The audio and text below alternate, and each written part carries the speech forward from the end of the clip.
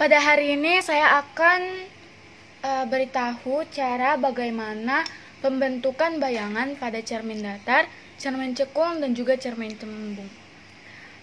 Pertama-tama saya akan menggambarkan pembentukan bayangan pada cermin datar.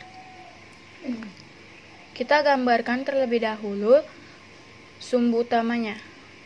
Kita ibaratkan satu kotak ini berukuran 2 cm.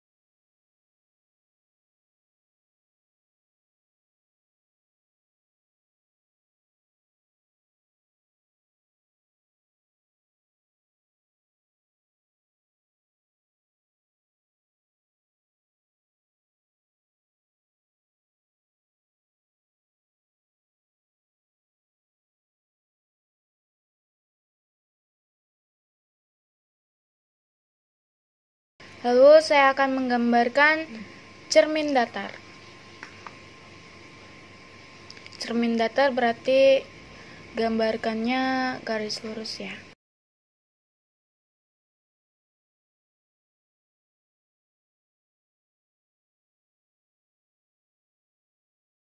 Cermin datar kita taruh berada di tengah-tengah garis.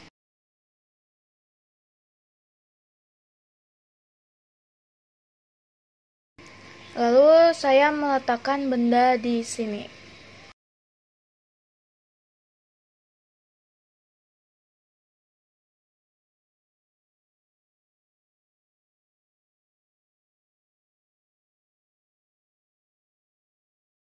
Ini bendanya karena terbuat dari 4 kotak, maka setara dengan 8 cm karena satu kotak tadi itu 2 cm.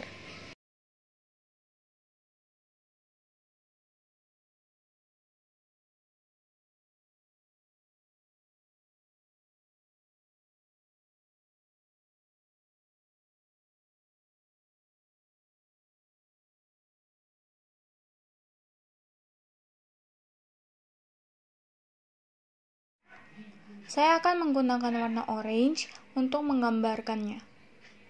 Sinar datang itu datang melalui arah benda tersebut,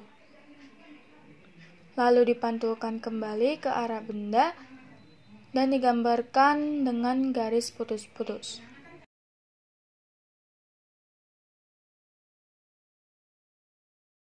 Lalu karena masih satu, maka kita buat lagi sinar pantulnya. Saya akan membuatnya pada di sini.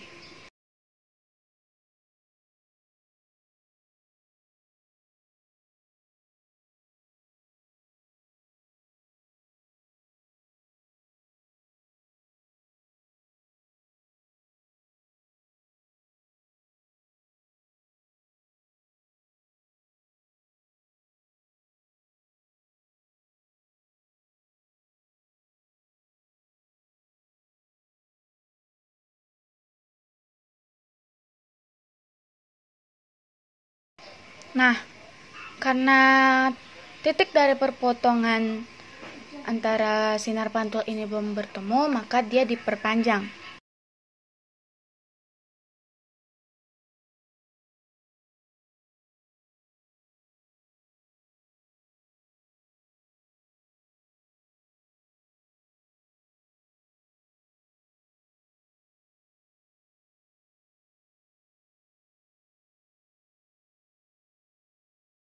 Mereka bertemu di sini karena sinar pantul dari titik sini sama titik sini itu bertemu sehingga membentuklah sebuah bayangan.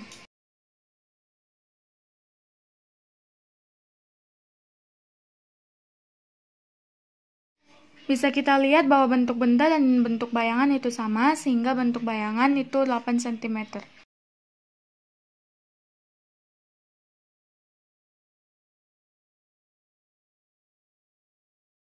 Inilah bentuk bayangan pada cermin datar. Ini bayangan, ini perpotongan perpanjangan sinar pantul, ini sinar pantul, sinar datar, sinar pantul lagi. Sifat bayangannya maya. Kenapa maya? Karena terbentuk di dalam cermin. Kecuali di luar cermin terbentuk 2 sinar pantul yang berpotongan bertemu secara langsung, maka itu bayangan nyata. Lalu yang kedua, tegak. Kenapa tegak?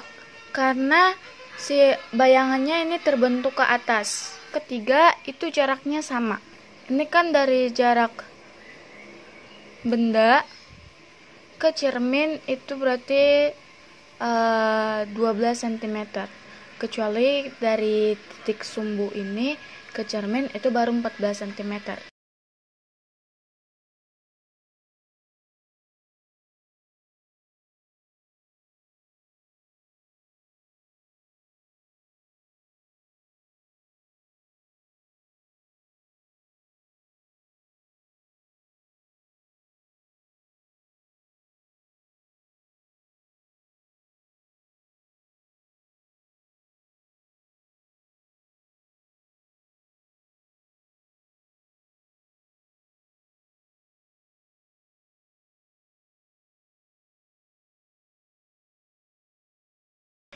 Karena bayangannya berada pada titik sini, maka dari sini itu kan bisa dikatakan 6 kotak 1, 2, 3, 4, 5, 6. Berarti 12 cm juga.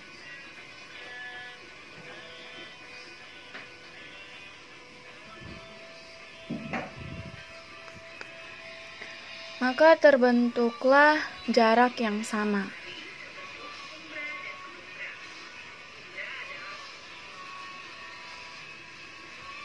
Yang keempat itu bentuknya sama seperti tadi yang telah saya katakan, bahwa bentuk benda dengan bentuk bayangan itu sama karena dia terdiri dari 4 kotak yang berarti 8 cm. Dan yang kelima, terbalik kanan kiri.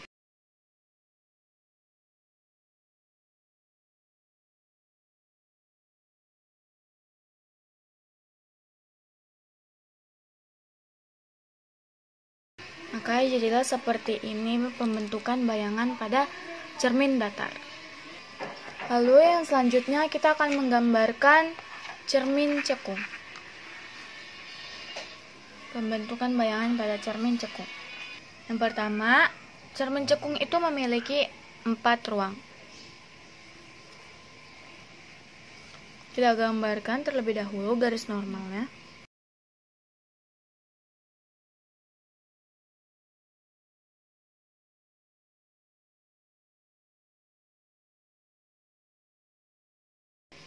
Sama seperti tadi, kita lambangkan bahwa satu kotak itu berukuran 2 cm. Lalu kita gambarkan cermin cekung.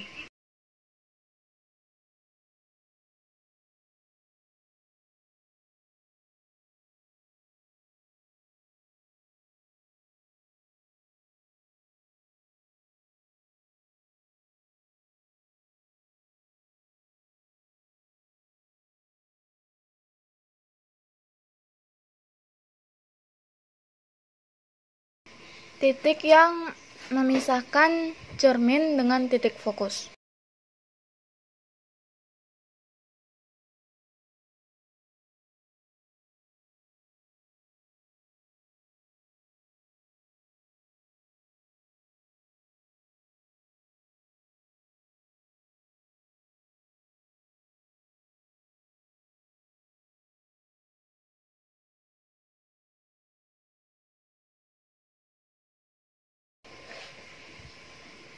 Dan di sini kita menggambarkan titik pusat kelengkungan. Bisa digambarkan dengan huruf P, C, dan M. Tapi di sini saya menggunakan huruf M.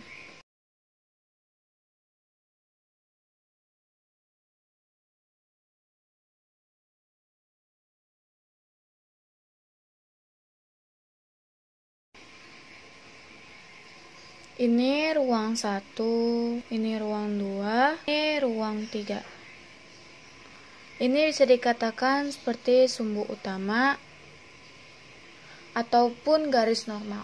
Pada pembentukan bayangan pada cermin cekung ini, saya meletakkan bendanya di ruang 1. Dan di sini ruang 4. Di sini cermin cekung memiliki 4 ruang. Nah, di ruang 4 ini tidak bisa kita letakkan bendanya di sini karena dia berada pada dalam cermin. Sehingga tempat itu terbentuklah bayangan. Cermin cekung mempunyai 3 sinar istimewa. Yang pertama, sinar datang sejajar sumbu utama lalu dipantulkan melalui titik fokus. Yang kedua, sinar datang melalui titik fokus dipantulkan sejajar sumbu utama. Yang ketiga, sinar datang melalui titik pusat kelengkungan cermin lalu dipantulkan kembali. Yang saya gunakan yaitu sinar yang kedua dan ketiga.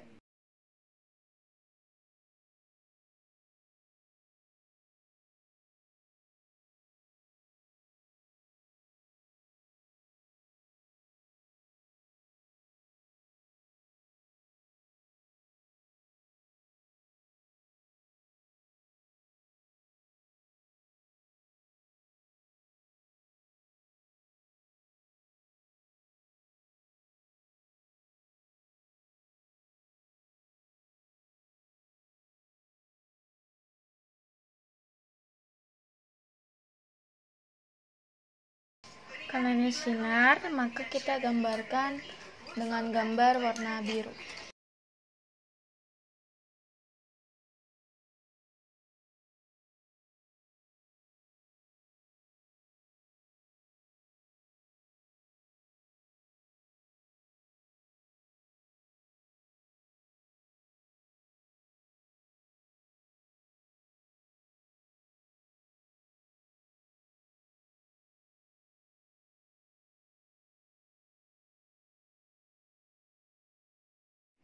Lalu yang kedua, sinar datang melalui titik pusat kelengkungan cermin lalu dipantulkan kembali. Saya menggunakan warna hijau agar bisa membedakannya.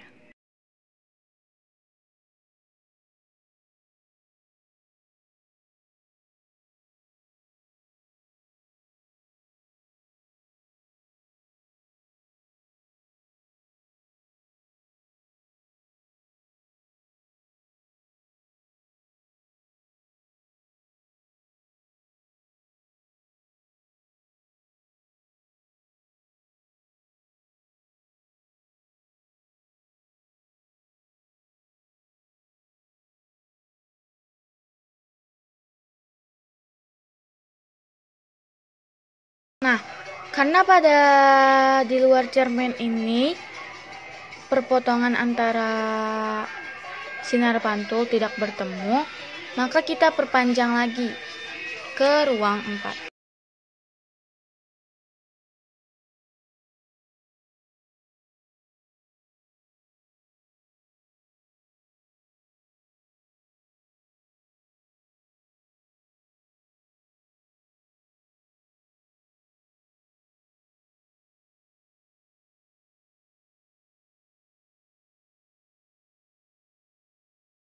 Karena sinar pantul di yang pertama dan yang kedua bertemu di sini, maka ini terbentuklah sebuah bayangan.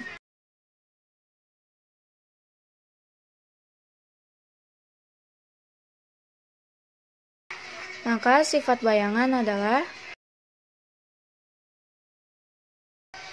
maya. Sama seperti cermin datar tadi, cermin cekung ini perpanjangan perpotongan sinar pantul sehingga letak bayangannya ada di dalam. Lalu yang kedua tegak, karena dia terbentuk ke atas. Lalu yang ketiga, itu diperbesar. Seperti yang telah saya katakan bahwa satu kotak ini berukuran 2 cm.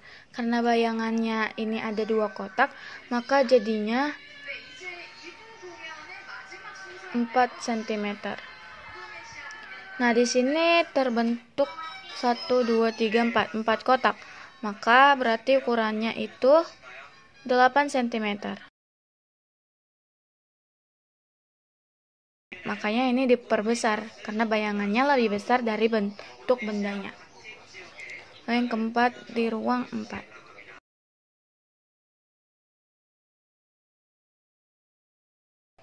Ini ruang 4 ya. Itulah pembentukan bayangan pada cermin cekung. Yang ketiga, kita akan menggambarkan pembentukan bayangan pada cermin cembung.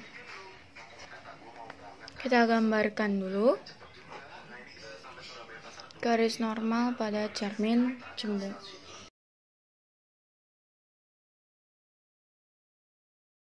Cermin cekung tadi kan itu dia ke dalam ya. Cermin cembung itu dia keluar. Seperti ini. Ini ruang 4. Pertama.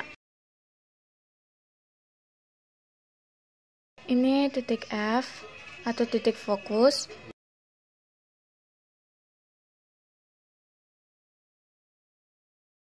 Ini titik kelengkungan.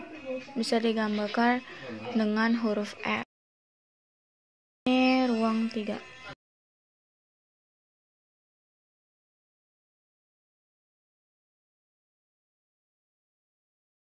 Saya akan meletakkan benda pada ruang 4. Karena di ruang pertama, ruang kedua, dan ruang ketiga itu tidak bisa diletakkan benda di situ. Karena ruang pertama, 2, dan 3 itu berada pada dalam cermin. Sehingga benda hanya bisa diletakkan pada ruang 4. Cermin cembung juga mempunyai 3 sinar istimewa.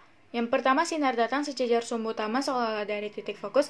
Yang kedua, sinar datang menuju titik fokus dipantulkan sejajar sumbu utama. Yang ketiga, sinar datang menuju titik lengkungan cermin dipantulkan kembali seolah-olah dari titik tersebut.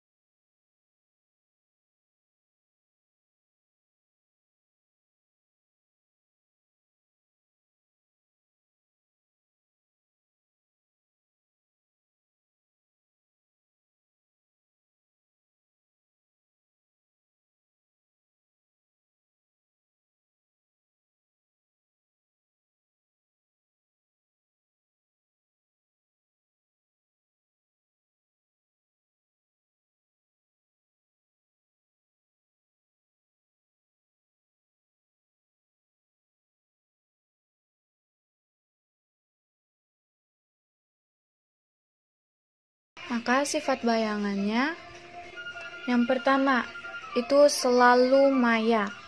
Kenapa selalu maya? Karena kan benda hanya bisa diletakkan di ruang keempat.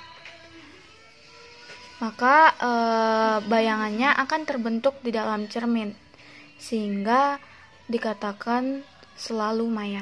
2, itu tegak. Seperti yang pada cermin datar dan juga cermin cekung, bahwa bentuk dari bayangan itu menghadap ke atas sehingga dikatakan tegak. Ketiga, diperkecil. Kenapa diperkecil? Karena bentuk benda adalah 6 cm karena di sini terbuat 3 kotak. Pada bayangan itu hanya terbentuk 2 kotak. Sehingga bentuknya 4 cm. Yang keempat, di ruang 1. Ini bisa dilihat bahwa ini di ruang pertama bentuk bayangan.